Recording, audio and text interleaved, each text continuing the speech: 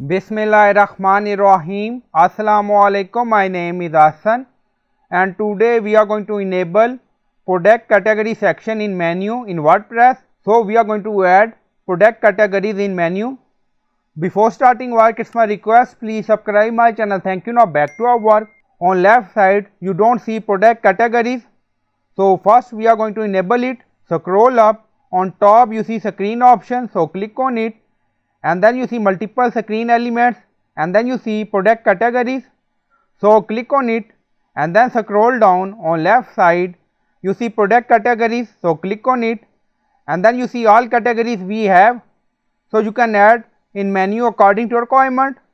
Now click on it and then you see add to menu, so click on it. Now you see product category added in menu and then click on save menu. So I hope you like this video. Please like, comment, share, subscribe. Thank you for watching.